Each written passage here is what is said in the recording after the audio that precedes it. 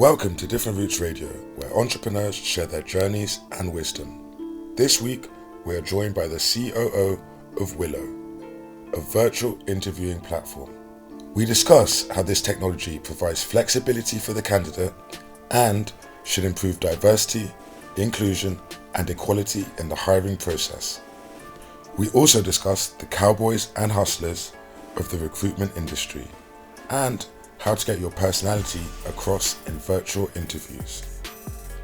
Get your personality across in our comment sections on YouTube or Instagram, and don't forget to like and subscribe to our channels on all major platforms. Let's get it.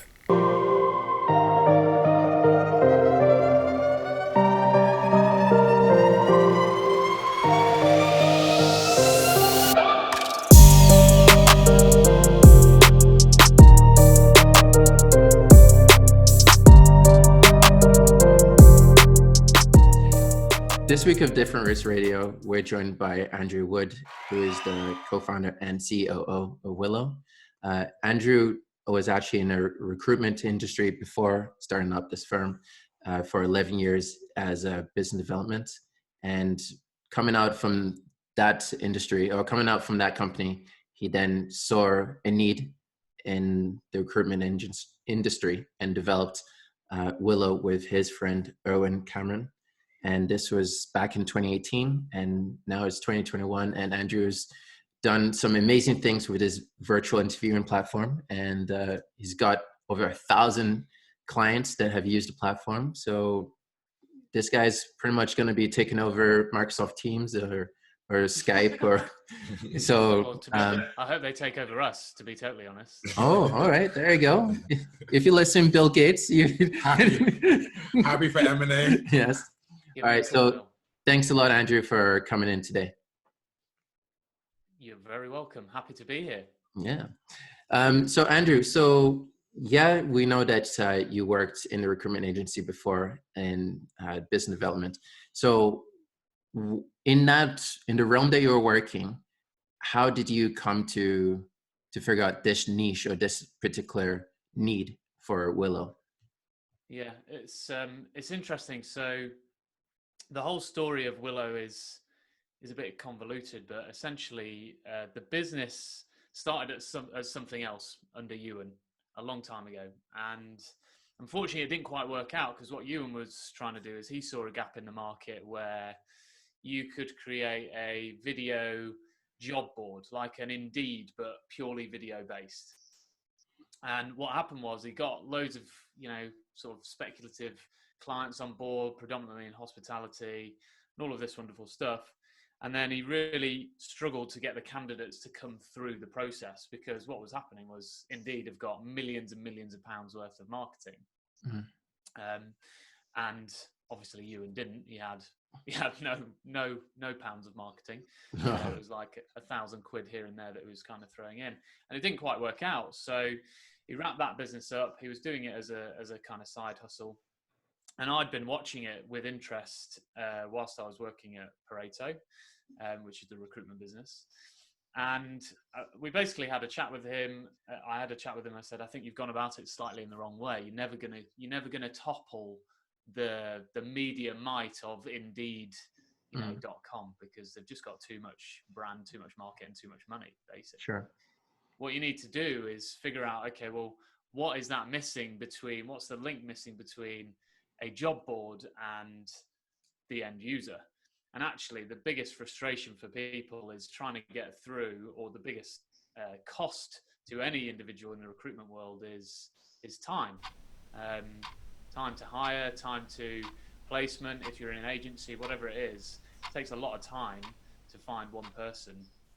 And even more now, the problem has just gone exponential. So what we devised was basically a platform that enabled organizations to put candidates through video interviewing, do a pre-screening selection in a flexible and asynchronous way that then frees up their time. So that's where it was kind of born, basically, is failure of another business and learning a lot from that, and then turning it into, okay, what could this product actually, be as a viable product? How many side hustles get turned into full businesses? It's such a like a normal story to hear. They had a side hustle, it didn't work out, and then changed it. And now it's a successful business. Yeah. With your video, it's a video interviewing platform. I take it it's just so that people can say you have a job interview, you can record yourself, answer the interviewer's questions, and then send the videos in. Is any of it live, or is it all just recorded videos and then you send them in? Yeah, so it's all recorded at the moment. When the business kind of launched to market in January 2020, there were these wonderful plans of building a live platform within it as well. But then what happened was everybody joined Zoom. So what was the point in going from one live meeting to another platform? You might as well just do your Zoom live meetings like that. So our ethos as a business was always to save time for both parties. And that means, you know, if you're a shift worker, for example, we work with a lot of healthcare organizations. So you're a nurse, you get off work at 9 p.m., but the hiring team for a potential care organization, they finished at 5. So how do the two ever meet in the middle at a time that one of you's not asleep and one of you's, you know, not at work? So the whole idea of one-way video interviewing where it's not live is it's much more flexible for both parties, basically. Quickly, in the past, we had to, when people in my work had job interviews and they worked 9 to 5 and they said, come and interview, come in between 9 and 5. People would just say, yeah, I'm sick. Yeah, I'm sick day, and then go in and interview somewhere else. And if they didn't get that, and then the worst thing is if it was 4 rounds, they'd suddenly be sick the next week, and they'd be sick 2 weeks later for the final round. And so it's just like, it's a lot more flexible. You can just interview at 2 a.m. when you get home or whenever you want, really. And it's just better for everyone. And also, you know, my dad told me this story when I went into recruitment. He was like, no, don't go into recruitment, whatever you do. Like, they're cowboys. You're just going to be fleecing people. I was like, why are you saying that? He's like, well, what happens is a guy gets a call in my office. He gets up, takes the call, goes out. And then lo and behold, the day later, he's sick, right? So he's gone for the interviews. Yeah. And then a day after that, he hands his notice in. Day after that, recruitment company calls me and says, oh, I hear you've got a vacancy. It's the company that took him out of the business. So it's like, you know, that's what happens, unfortunately. The merry-go-round. That's some mafioso movements. I like that. That's like a cartel move. Yeah. Wow. So my dad was super proud when I got into recruitment. I consider recruitment. My dad said exactly the same thing. Don't you dare go into recruitment. They're all it's because you're such a charmer to you. Like I see the way people respond to you. You know, they promise you the world in recruitment, though. They promise you the world. Yeah. What do you promise these people? The world. It's certainly not a career for the faint-hearted. I mean, I did it for 11 years, and like the first part of my career there, I was making like 450 phone calls a week. Wow. Cold calls. So it's just, it can be barbaric. I absolutely loved it, but the fact that your product, what you're selling, can change its mind at any time is incredibly difficult to kind of deal with. You've got to be really resilient, which has been good for me in the entrepreneur world, because you have to be resilient. The resilience is unbelievable, right? Here's since you're in the recruitment agency or recruitment industry,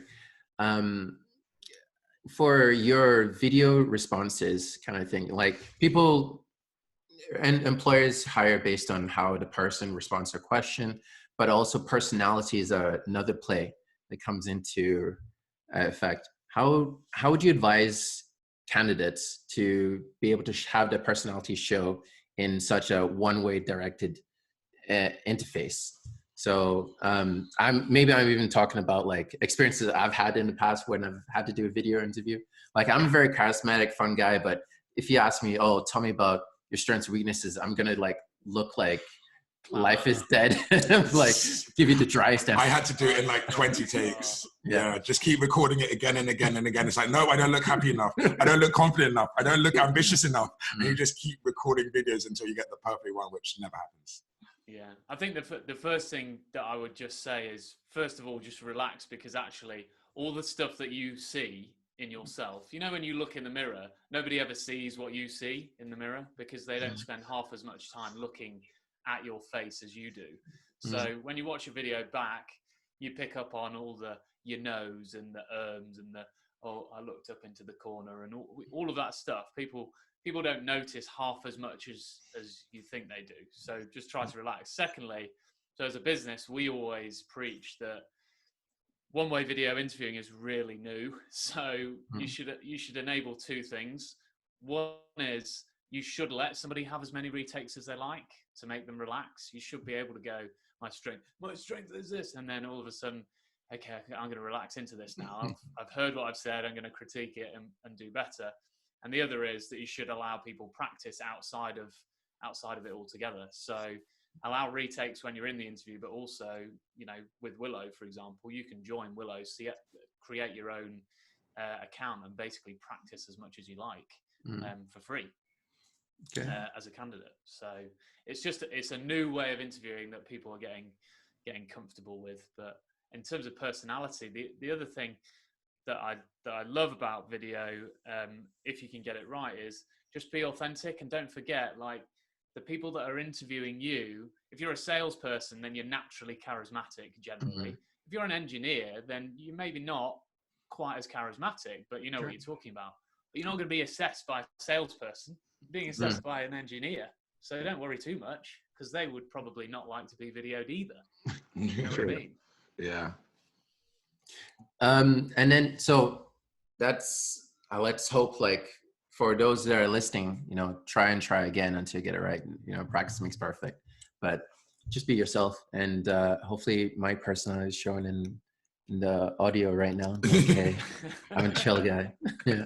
I like that, Dan. He sounds like a chilled philosopher. I like that to me. He sounds like an optimistic anthropologist. He's a very positive, cheerful guy. So yeah. That sounded very optimistic of you. You're a funny guy. This guy's got jokes. And Woody just sounds like a recruitment cowboy. Gunslinger, fast and loose. Okay, so with developing essentially a SaaS model, a computer science platform, how did you guys go about growing the team or getting to build this software? And how did you guys get it copyrighted, or how are you guys safeguarding competitors coming in and say, copy paste, now call it Tillo instead of Willow, or something like that. Or Amazon Twillo. Look, there's a few things that I would just say. One is, so in terms of developing the product, we very much did like an MVP process. We came up with the wireframes ourselves. We worked with Scottish government, that they gave us grants and helped us get a trademark and all of this kind of stuff. And the reality is, with our software is, do you know what? Somebody else could do it, but it takes so much time to make it stable, effective, usable, etc., that they wouldn't be able to just copy and paste it, from a sort of IP perspective. What we decided to do, rather than try, because we're not, Ewan is very technical and technically minded. He's a great project manager. He's really good with UX and sort of wireframes, but he's not a developer. Nice. So we outsourced all of our development. We put a bit of money behind it and basically created an MVP that we then launched with a group that we called our Aunties and Uncles. I don't know why we called them that, but I liked it. So that was a group of like 30 people. Some of them we knew, some of them we didn't really know, but they were connected to us, hence the Aunties and Uncles, Yeah. And they just did the beta testing, and then we launched. Nice. And that was it, basically. It's not rocket science. And with your aunties and uncles, were they also the drivers towards the seed money? I got $325,000 or whatever. Dollars? Oh, nice. Yeah, and it was 250 pounds. That's more than I have right now. So you can say that with a smiley face. Brown. Yeah, I mean, it was the business. So the business from January 2020 had no full-time employees, and we got 250 grand's worth of VC funding in. It all closed in October, which is when I obviously began in the business. And when Ewan went full-time as well. So we had no full-time employees, but by that point, the platform was already in, we'd had users in like 150 countries and all sorts of this stuff. And it was all off the back of spending a tiny amount of money in comparison, but a lot of time and effort up front to get something out there. And we were kind of both victims and successors from the COVID world, because obviously, great, everybody loves video. All of a sudden, I can't go anywhere. So I've got to use video, but nobody's hiring. So it's like, true. This is a bit of a stall. But in terms of the real question that you're asking of the aunties and uncles, and did that help us develop the relationship with sort of getting funding, etc., the seed funding? In a way, yes, because, you know, it just gave us a bit more confidence and to go live and out into the market. It was really live users that got us the bulk of the money, and then it was our relationships where we brought in external advisors. So I could not, you know, emphasize enough. You and I would not know what we know. We wouldn't have achieved what we'd have achieved if we hadn't have stumbled upon these amazing advisors. Do you know, Helped us. Can you share which firm they work at, or so that well, they're not at firms. So there's three people on the board, basically. There's a guy called Steve Perry who was the COO of Visa, Visa Europe, which obviously quite a big group. You've got Stefan, who was, I'm not going to try and say his last name, he was the CEO of a company called PSD Group, and we got introduced to him by Steve, and I'll tell you how we met Steve, because it's one of those things where, you know, you just got to take the opportunity. And then the other guy, Pete Preston, he was the MD at a company called Search Group, so basically 2 recruitment people and then 1 head of operations in a multinational. And how we met Steve, so I didn't meet him. This is all Ewan's doing this side. It was literally an elevator pitch. So he lives in the same apartment block as Steve has got, you know, his second home, or his 16th, I don't even know, but he owns the penthouse of this thing, and Ewan's got this, you know, 2-bed apartment in Glasgow, worked incredibly hard to get it. Basically ends up in an elevator with this guy, and he goes, "Oh, what do you do for a job?" Who said that to who? Did Stephen say it to, or is Steve said that to Ewan, and then Ewan just pitched him in the elevator, and there you go. It's like the rest is history. It's just a real elevator pitch. An actual elevator pitch. It's so funny. It sounds so corny as well, but it's one for I always say it's one for the autobiography. Oh, heck yeah. So I guess for those that are looking to maybe find their next resource, the next door for opportunity, just maybe it might be your neighbor. So work in the elevator pitch, or, you know, hit stop or hit the fire alarm in the elevator and be like, "You're stuck with me now."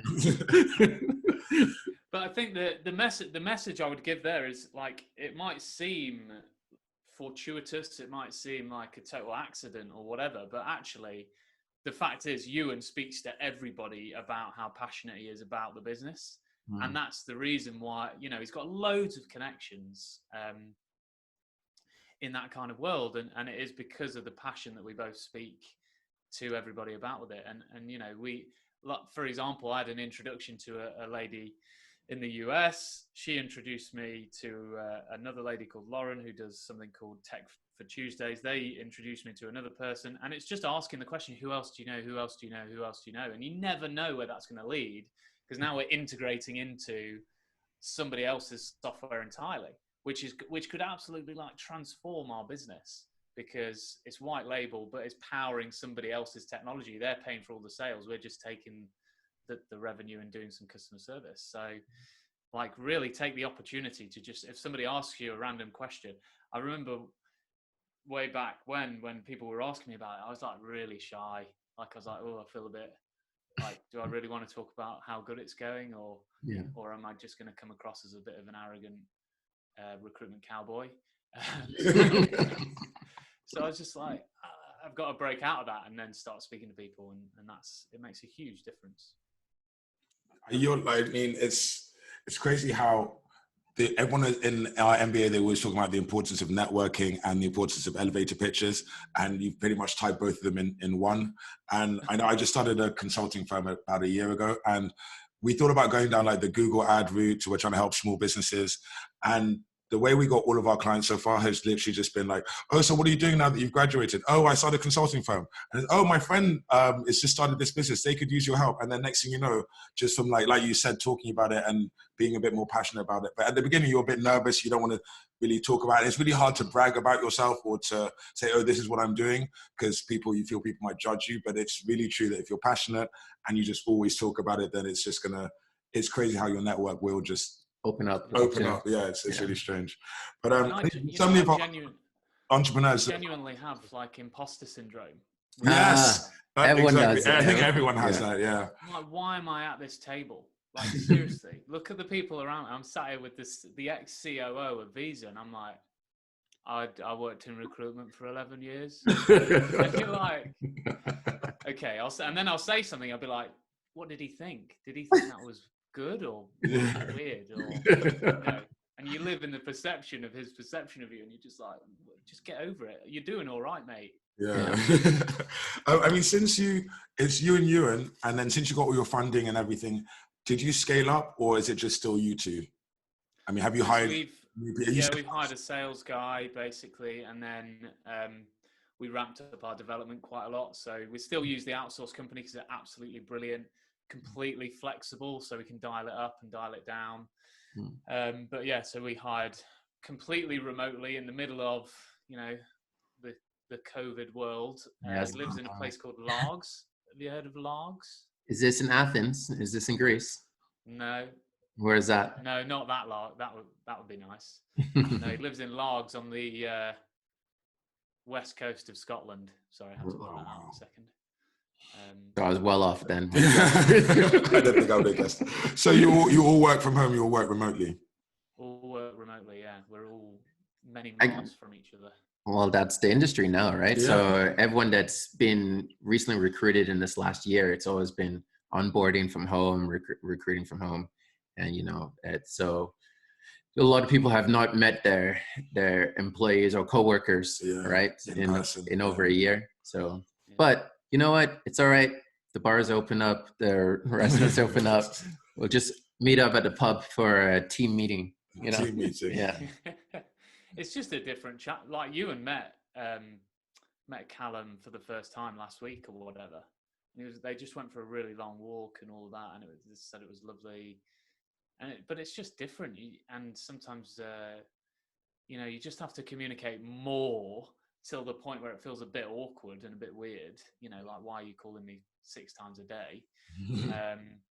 Just to know what's going on and make sure that there is a bit of culture in there. So it's obviously as a virtual interview platform, that's exactly what we're trying to encourage, really. The more dispersed workforces are, the more business we're going to get. I mean, I think it's quite a good idea of virtual interviews, because on a CV, everyone lies and they always talk themselves up. It's like, oh yeah, I love to travel, and I'm very social, I'm outgoing, and I love sports. And then if you had them on a video, they're like, I'm very outgoing, but they can't even get the sentence out. Or I love sports, and they literally are just sitting there and they have not put on trainers in 2 years since before lockdown. Then you can kind of tell. Bowling's a sport, right? And yeah, you've seen how bowlers look.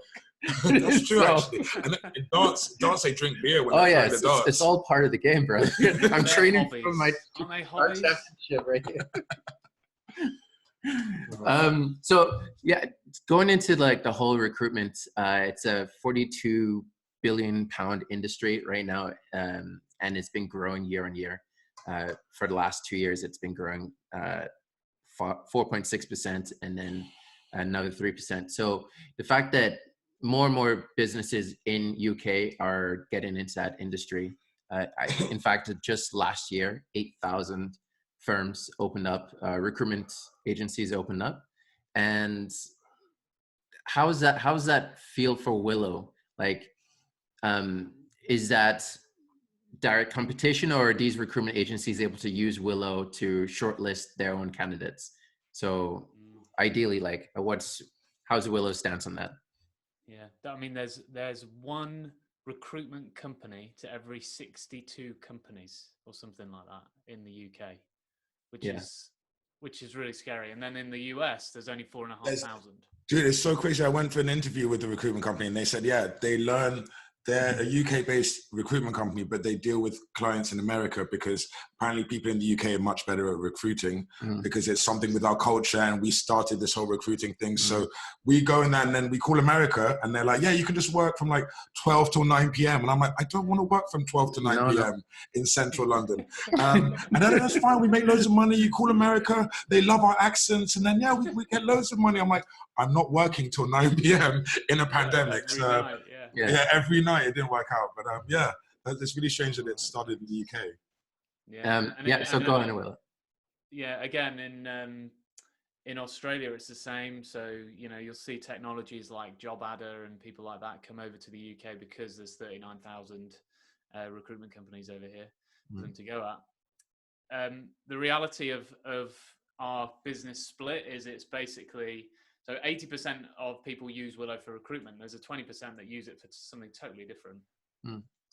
80% use it for recruitment, and 50% of that is in-house recruiters. So it is, you know, business owners or talent acquisition professionals or whatever.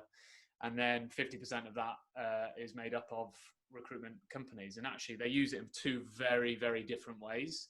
So if you're an internal recruiter, you're using it to save time screening candidates. If you're an agency, you're using it to showcase your candidates to your clients. So rather than just giving somebody a call and going, hey, got this great candidate, want to see their CV? You go, want to see their CV plus a short video introduction.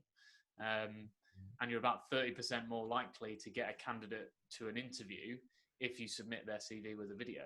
So they're a bit of both, to be honest, which is kind of good.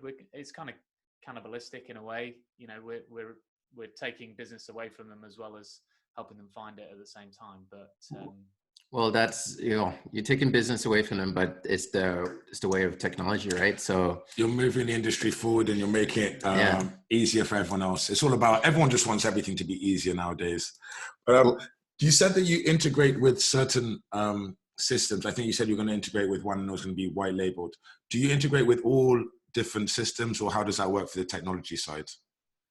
Yeah, it's probably, from a technology side, it's a big challenge because I don't know if you'd looked at how many like ATS systems, applicant tracking systems there are, but there's hundreds, like literally big time.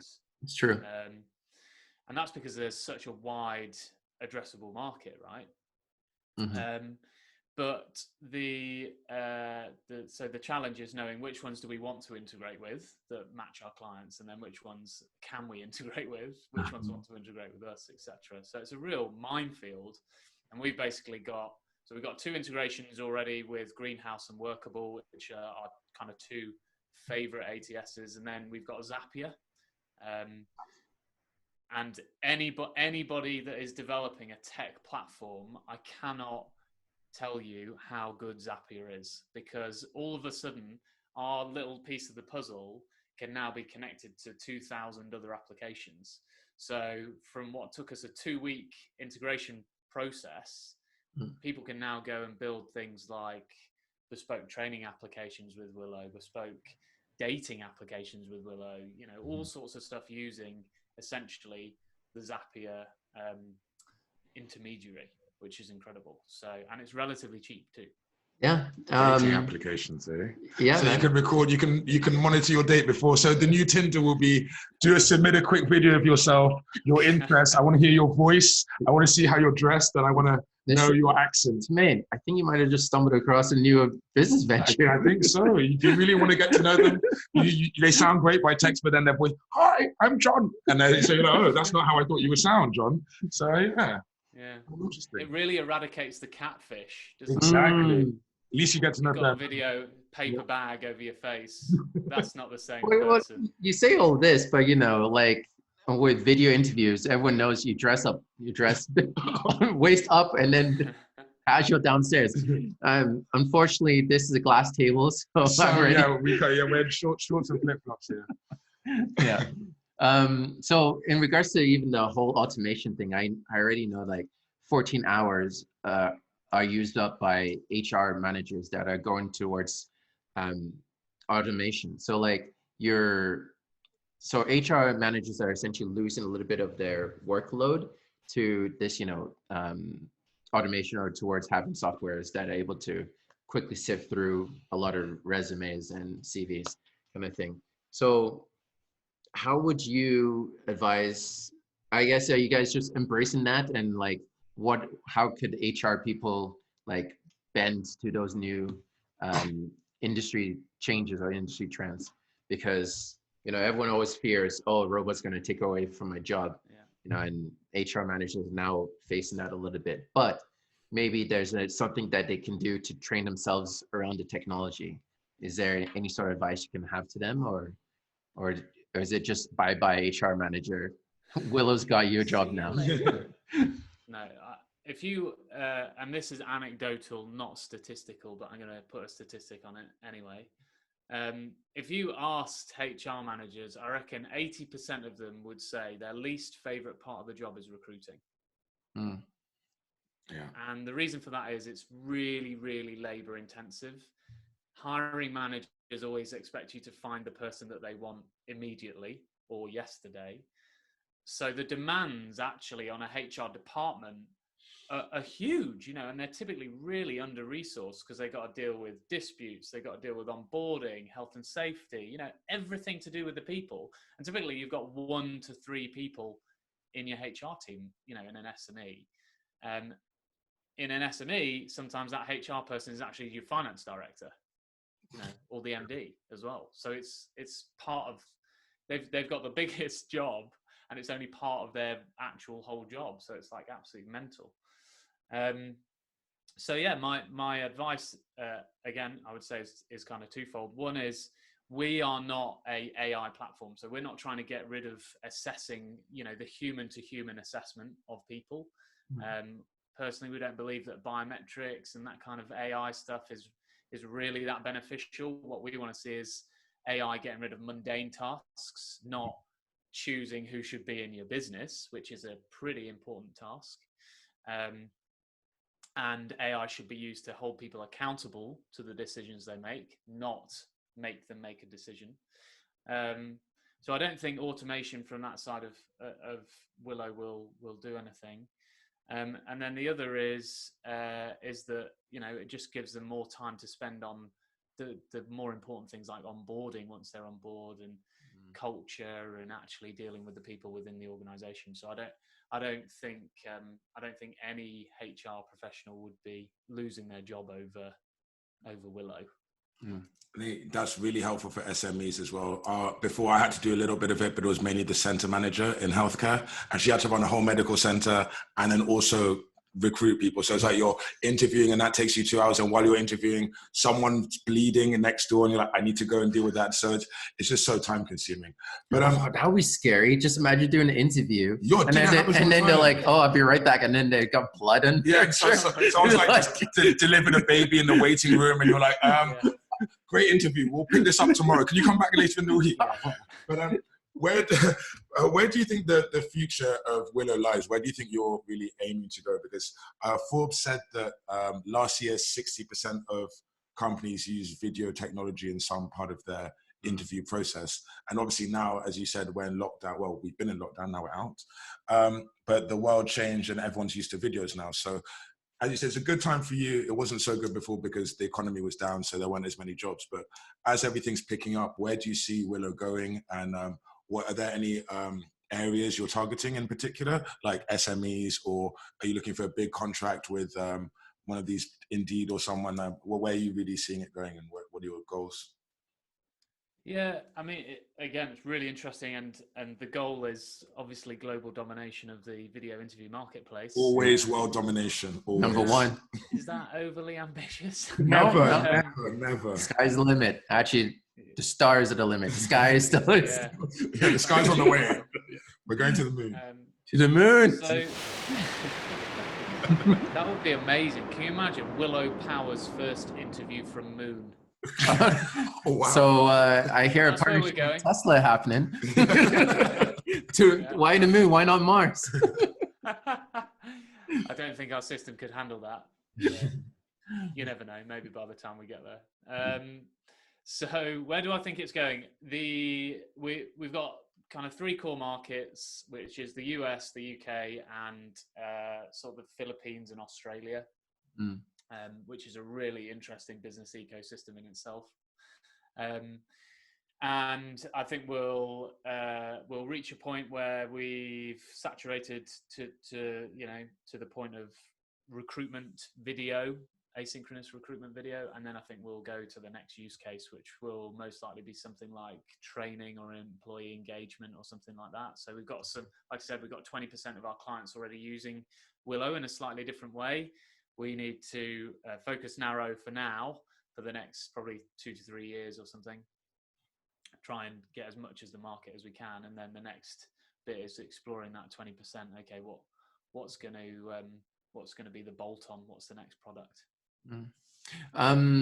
Yeah. So the future is whatever we make it to be, right? So let's get to the Mars. Let's go take it to Mars. And just remember, if you see Elon Musk, you've got to have your elevator pitch ready. Don't say, I'm not sure if we can handle the Mars. Elon, look, this is what we do. This is what we're going to do for you, Elon. We're going to the moon and then Mars on the way.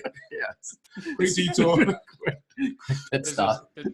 There's a really cool startup that they've managed to start sending satellites to space for £1 million, which I know sounds like a lot of money, but that is very cheap. That is very cheap. Where are they launching from? Satellite. But the problem is we have no idea. We have social issues. We have space pollution. Not only have we messed up our oceans and the land and all the animals and the air, there's space pollution. There's I can't remember, I watched this documentary. I think there's a couple hundred at least satellites just orbiting. Debris that they no longer work. And then now and again, they'll hit each other and then they'll just break into smaller pieces. So what we're doing is just polluting that ozone layer. And then that's going to affect the sun's rays and some other stuff. And basically it's bad. We've got loads of debris just floating around the earth. And they try and send some stuff to clean it up, like some big nets to catch it or something, but it's not working. The rate we're sending satellites up is too fast. There's a movie that already tells you about this stuff. It's like, we have Gravity. Do you remember with Sandra Bullock? And they're a satellite blew up and it went around the earth and it disrupted her mission and she was stranded there. And then Greenland too, with Gerard Butler. Oh yeah. Yes. Okay, yeah, no, Gerard Butler's my guy. Yeah, so it could happen. It could happen. So and, no one send your £1 million satellites up into space, please. We've got enough. At least clean up your mess if you if you're going up there, clean up. Take one out before you put one out. Take 2, put 1 back. There you go. Actually, and also speaking of social issues, the whole recruitment, talking about inclusion, diversity, and equality, or even yet still, how do we find a way to combat that, or how is Willow helping with that kind of problem? If you don't mind me asking, As have you watched have you watched Coded Bias? No, I've heard about it, but I have not watched it. Mm-hmm. You should watch that. Everybody should watch that, and that is basically the reason why we're not doing AI. Not that, but I only watched it last night, so I didn't make a snap decision and go, boom, no AI for us. It just validated everything that we were talking about, which was good, thankfully. But it's so important, and I would love to tell you that Willow is going to be the solution, but the solution to diversity and inclusion is not technology. A lot of people go, I'm going to put an AI thing over this. It's going to scrape CVs in an anonymous way and make sure that people are treated fairly. It's not true, because it's an algorithm and it's going to pick out certain things. It's going to pick out where you went to school, where you lived, all of that kind of stuff. The reality is that people need training and they need awareness to stop being, controlled by their unconscious bias and be made aware of it. What we do as a business does help with that, because in 2 ways, again, I don't know why I keep saying 2 ways. I should come up with a third. But in at least 2 ways. There we go. One is geography. So you can hire somebody from anywhere. Yeah. You know, a lot of people are held back because of where they live. They can't get to an interview. You know, they haven't got the money to, you know, travel down south for an interview, whatever it may be. There are so many social and geographical barriers that if you can interview anybody anywhere, then you can do that. And we're talking to various organizations about ways to get sort of places where you can go and do an asynchronous video as well. So that's one thing. And then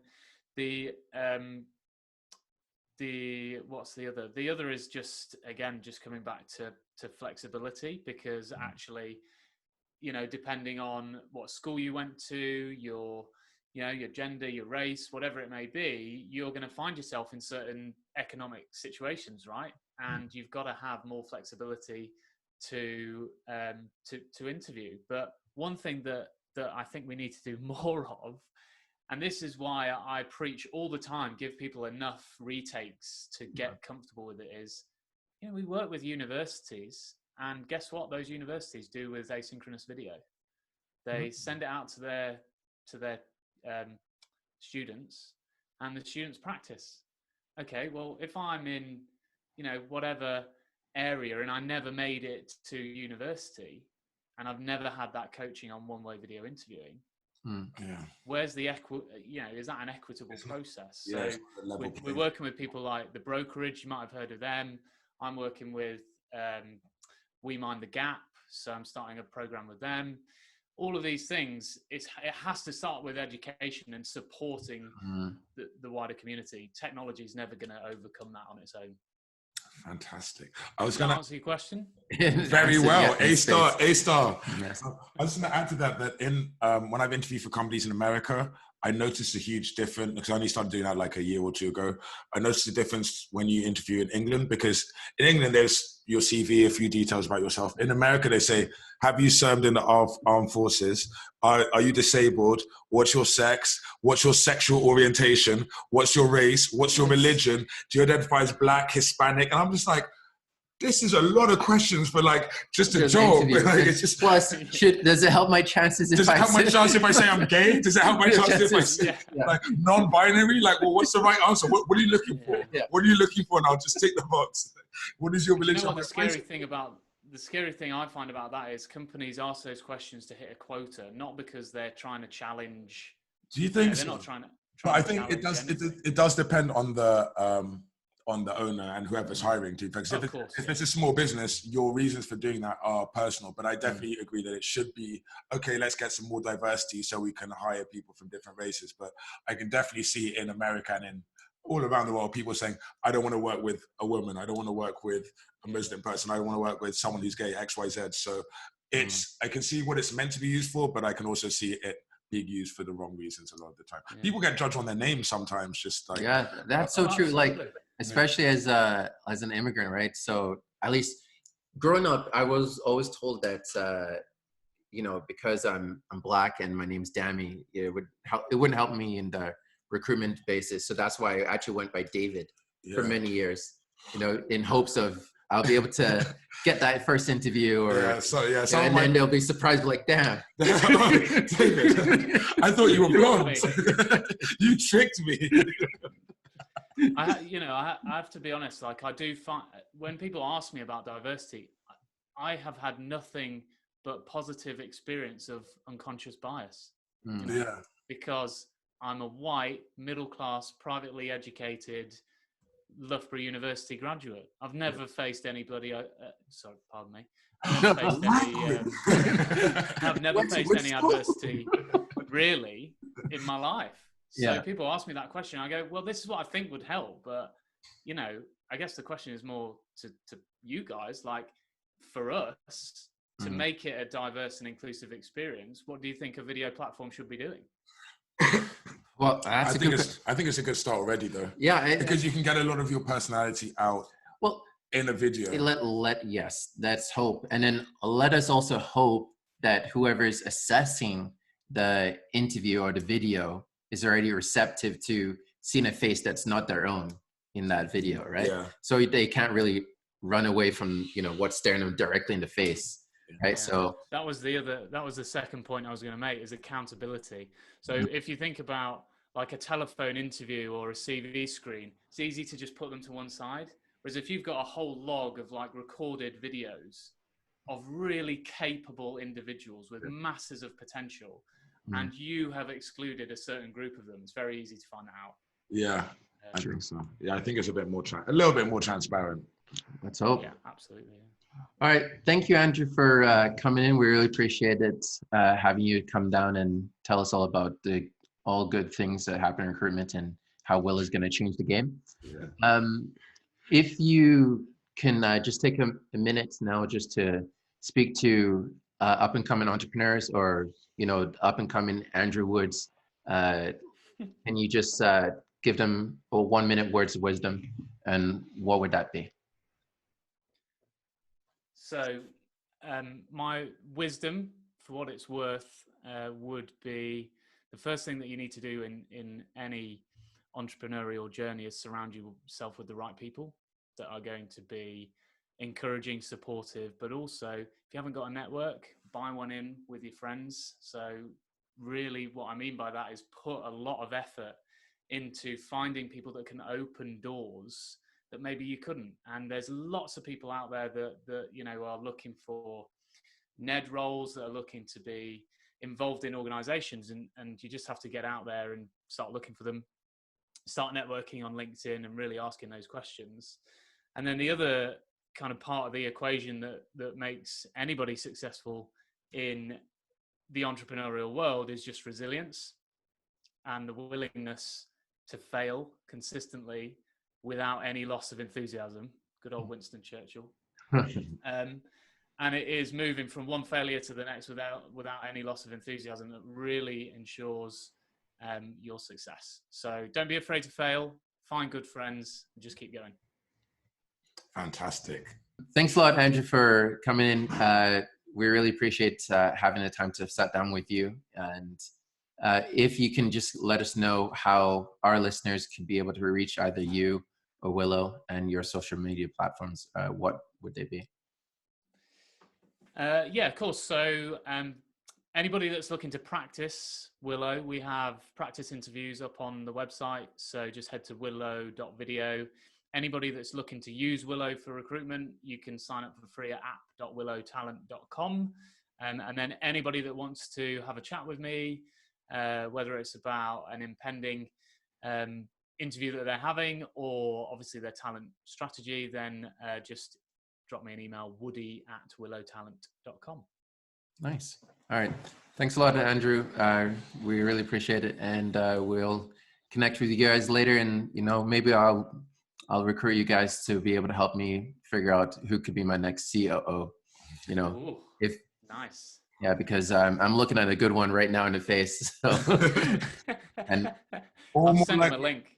More likely he'll contact you for a customizable Tinder profile so you can. I thought that was your business idea. Why? Yeah, you're gonna be my prototype. You're gonna test it. Oh, okay. Yeah, you're the uncle. Test the beta. You're the uncle to test the beta. Yes. Make sure it's all. Right. Show respect to your elders, then. I'm the uncle. All right. We appreciate it. Thanks so much, guys. Don't forget to hit the like button to subscribe to Different Roots Radio on YouTube, Twitter, and all audio listening channels. Our talks air every other Monday. One love.